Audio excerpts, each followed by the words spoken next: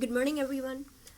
We just started our unit on circles, and so far we have learned some important terminology relating to circles. And yesterday we learned about the relationship between an inscribed angle, a central angle, and the arc that they intercept.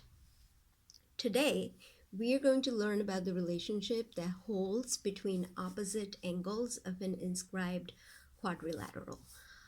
Before we even get started, let me just tell you what we are about to accomplish in the next 15 or so minutes. First, I will state the relationship involving the inscribed quadrilaterals, which we are going to apply for today's problems. Second, I will model a problem for you, and then you'll do the you do and check it against mine. And finally, I will model another problem, which is a little bit different from the first one, okay? And I will make a separate video about the proof of this theorem that we are just about to learn. That's optional. Okay, so let's go ahead and get started. First, before we even state the fact, we need to know what an inscribed quadrilateral is. So definition. An inscribed quadrilateral is a quadrilateral whose vertices lie on the circumference of a circle. So an inscribed quadrilateral is a quadrilateral whose vertices lie on the circumference of a circle. For example, if you look at this diagram here, which is also on your paper, QUAD is an inscribed quadrilateral because you can see all the vertices are on the circle. Yep. So example, QUAD is an inscribed quadrilateral. Okay, that is the definition. Next, here is the fact for today. It turns out that the opposite angles of an inscribed quadrilateral, so take any inscribed quadrilateral, the opposite angles are going to be supplementary. Okay, what does that mean? Well, let's have a look at this diagram. First, this is the quadrilateral. The four angles are Q, U, A, and D. So pairs of opposite angles, let me write them down here for that diagram. There are two pairs, right? So Q and D are opposite angles. Excuse me. No, I meant U and D, not Q. U and D are opposite angles. And Q and A are opposite angles. And what this theorem tells us is that the sum of U and D is going to be 180. They're supplementary. And similarly, the sum of Q and A is also 180. Okay, that is our theorem of the day. And just a reminder, for any quadrilateral, whether it is inscribed or not, all the interior angles add up to 360. This we have known for a while. Okay, so that is the fact we are about to use. So let's have a look at an example together. It says down here, in the circle given below, the measure of angle, before we do that, just to emphasize that A, B, C, D, this is an inscribed quadrilateral because all the vertices are on the circle. Okay, they told us that A is 4x plus 4, B is 7x. C is 5x plus 41. And D is 5y. Determine y. Okay, so let's see. Well, we just learned this fact about the opposite angles, and we can see that the opposite angles in this case are A and C and D and B. They asked us about y, but if we write an equation using these two, I mean, it is true that D and B are supplementary, but then you will have one equation with two unknowns. So we can't just, take these two to try to figure out y. What we'll have to do is first determine the value of x by considering angles A and C. So that's what we're going to do. Because A and C are supplementary, we can write 4x plus 4 plus 5x plus 41 is equal to 180. Combine the like terms, so 9x plus 45 is 180, which means 9x subtracting 45 from both sides is 135. Therefore, x is 135 divided by 9, which is 15. Okay, now that means because x is 15, if you substitute this for the measure of b, you will get 7 times 15, that is 105 degrees. We know that B and D, because they are opposite angles of an inscribed quadrilateral, they are supplementary, which means D is going to be 180 degrees minus 105 degrees, which is 75 degrees.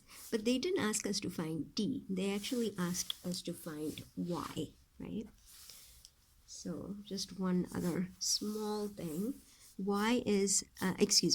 D is 5y, so 5y is 75, which means y is 15. That is that. Okay, I hope you can see. Yeah, okay. Next it says determine the measure of arc ADC. First, we need to identify the arc. This I'm going to highlight it so we can all see. This is the arc in question, ADC. Now, what you need to remember from yesterday is that if you have an inscribed angle, like angle ABC, this inscribed angle intercepts this arc, the arc that we want to know the measure of, right? So that means, if you remember from yesterday, the arc, this one, is going to be twice the measure of the inscribed angle that's on that arc. Let me write that down. So measure of ADC is going to be, this is from yesterday's lesson, is going to be twice the measure of the inscribed angle that intercepts that arc, which is ABC. Okay, we figured out ABC up here. That was 105 degrees, which means the measure of ADC is double that, which is 210 degrees. Okay, so that was the model. You should pause the video now for about 5 minutes and do the next problem by yourself, and then come back and check your work. So I will assume that you have tried the problem yourself, and you're ready to check your work. I already annotated the diagram for us, right? So it says determine x and y. Well, in order to do that, let's first list the opposite angles. Now, this is an inscribed quadrilateral, right? All the vertices are on the circle. So the pairs of opposite angles, in this case, they are L and N, and the other one is M and O. Okay, so we can write two equations, one involving x and the other one involving y. For the one involving x, we add those two, so 8x plus 40 plus x plus 50. It's supplementary, so it's equal to 180. Combine the like terms. That means 9x is 90, which means x is 10. So that is x. For y, it's exactly analogous. We are going to add those two. So it's 6y minus 12 plus 12y minus 24 is equal to 180, which means 18y minus 36 is 180. So 18y, subtract 36 from both sides, is 216. Oh, excuse me. I meant add 36 to both sides. And so y is 216 divided by 18, which is 12. So that's y. Okay, I hope that went smoothly for you. Let's have a look at the next one. It says determine the measure of the arc LMN. So let's look at our diagram. LMN is this arc. It's useful to highlight it because, you know, there are lots of arcs here.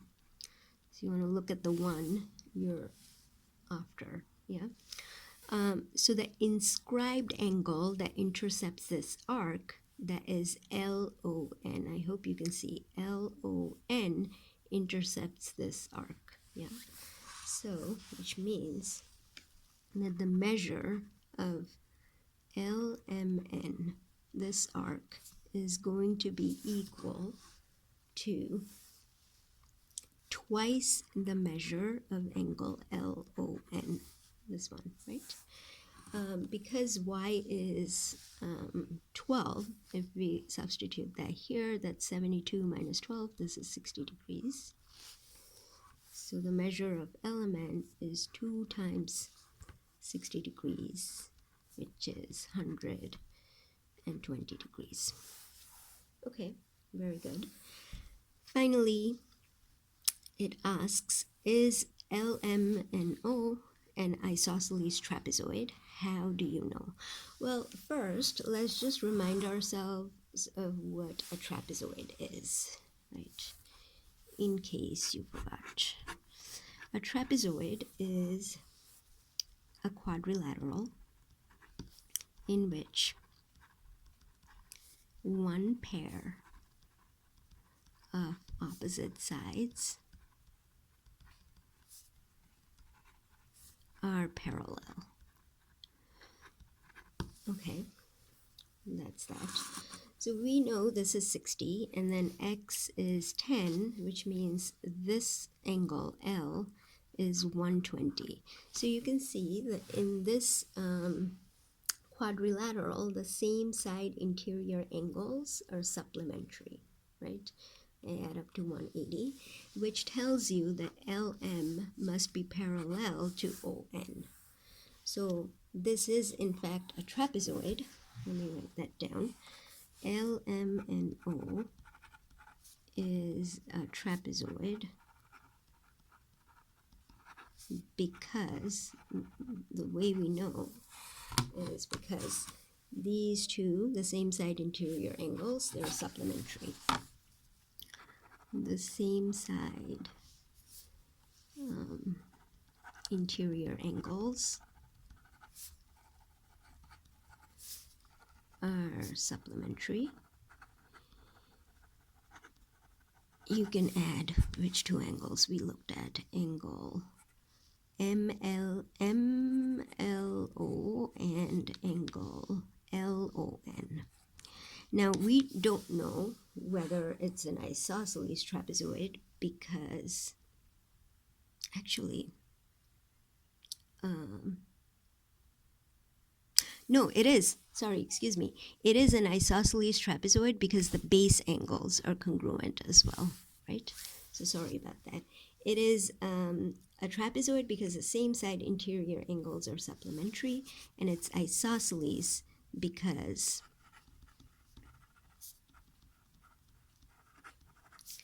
the base angles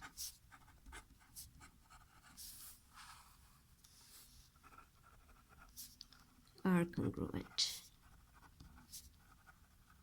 Okay, so that was that. Next up is a different problem, which is where, oh, here. It's, okay, so let's have a look at this diagram. It says P, right over here, is the center of the circle. What is the value of X?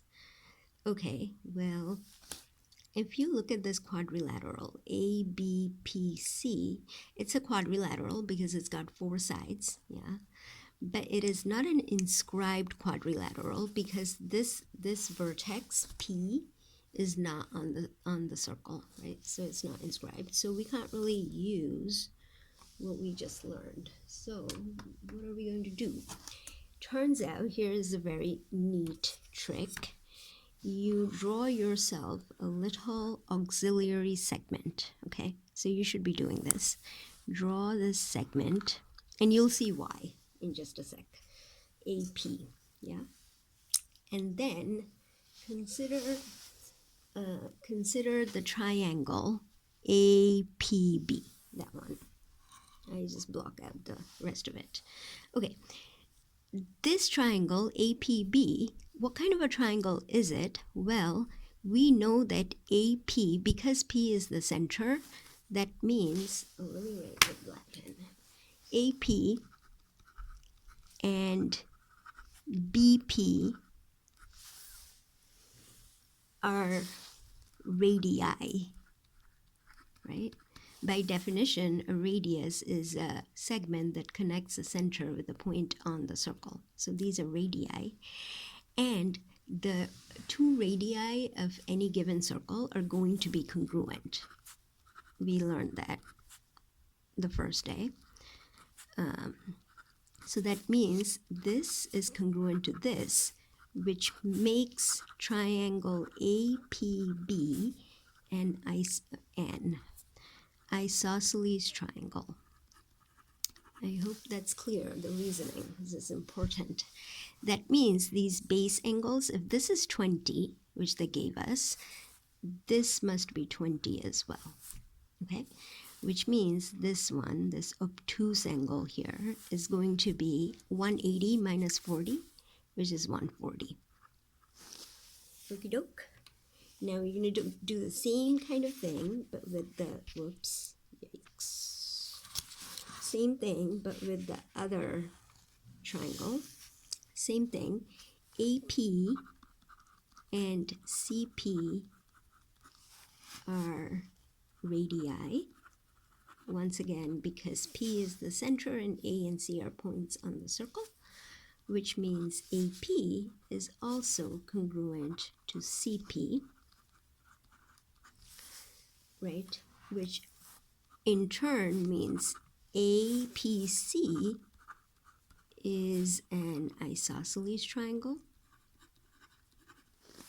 which means these base angles, if this is 20, then this must be 20 as well. And so this is 140. Okay, we made a lot of progress.